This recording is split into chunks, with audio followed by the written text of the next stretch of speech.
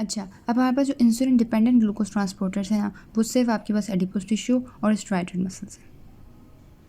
बाकी आपके पास सारे के सारे इंसुलिन इंडिपेंडेंट है। तभी हमने अब तक इन सब चीज़ों में ना सिर्फ किसकी बात की थी, स्केलेटल मसल्स में अपटेक बढ़ा रहा है ग्लूकोज ट्रांसपोर्ट बढ़ा रहा है in skeletal muscle and adipose tissue.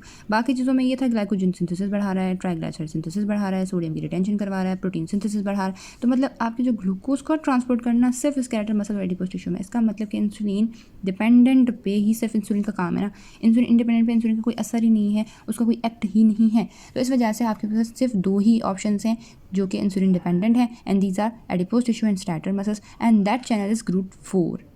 ठीक है ना, GLUT4 access can also increase GLUT4 expression. अगर एक्सरसाइज कोई पेशेंट कर रहा है तो उससे भी क्या होगा, GLUT4 की एक्सप्रेशन बढ़ जाएगी, जिससे मजीद आपके ग्लूकोज जो है जिसमें जाएगा स्ट्राइटेड मसल या स्केलेटल मसल में और एडिपोज टिश्यू में, जिसकी वजह से फिर पेशेंट को हाइपोग्लाइसीमिया जैसे सिम्टम्स आने लगेंगे, ब्लड में ग्लूकोज नहीं है। बहरहाल, अब क्या इंसुलिन इंडिपेंडेंट ट्रांसपोर्टर्स कौन से होते हैं, 1 2 3 5, क्योंकि आप 4 निकाल दो, बाकी सारे हैं, 4 के अलावा बाकी सारे हैं। अब GLUT1 मैंने तो इसे याद रखा था, मैंने अपने लिए आसानी के लिए इसे याद रखा था कि ब्रेन से आप जाते हो नीचे की तरफ, ठीक है ना, ऊपर से नीचे की तरफ। तो ब्रेन में आपके पास, ब्रेन के बाद उसी के नीचे आपके पास कॉर्निया है, आंखें आ गई, ठीक है। अब इस ब्रेन के लिए हमें क्या चाहिए, ब्लड चाहिए, तो RBCs हो गए। तो ये सारे क्या हैं, GLUT1 ही होते हैं, इनके पास GLUT1 होता है। और हाँ, प्लेसेंटा भी, क्योंकि ये भी किसके लिए है, RBCs से रिलेटेड है ना। तो मैंने इस तरह से याद रखा कि भाई देखें, एक हमारे पास ब्रेन है, ठीक है, सबसे टॉप पे ब्रेन है, तो सबसे टॉप पे GLUT1 है। अब ब्रेन के ही थोड़ा नीचे आपके पास आंखों में कॉर्निया है, ठीक है, और इनके लिए ब्लड का होना बहुत ज़रूरी है, प्लेसेंटा से क्रॉस होकर भी जाने वाला RBCs बहुत ज़रूरी है।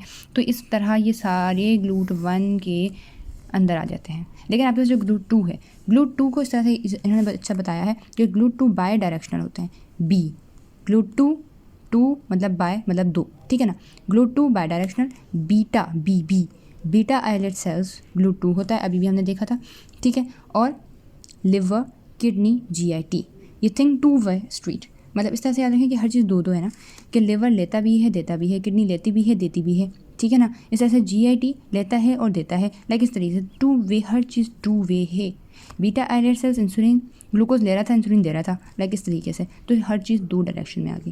लेकिन GLUT3 के पास ब्रेन, अब इस तरह से याद रखें, ब्रेन और प्लेसेंटा में ना फंक्शन बहुत है करने को।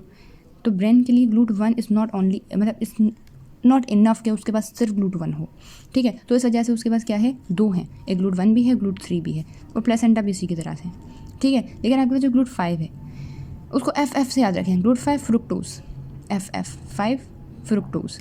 अब ये क्या है, स्पर्मेटोसाइट्स में पाए जाते हैं, और ये भी GIT में पाए जाते हैं, और SLGT1 और SLGT2 ये क्या होते हैं, ये सोडियम ग्लूकोज को ट्रांसपोर्टर्स हैं, जो कि किडनी और स्मॉल इंटेस्टाइन में पाए जाते हैं। थोड़ा रट्टा है, थोड़ा रफ है, लेकिन क्या कर सकते हैं।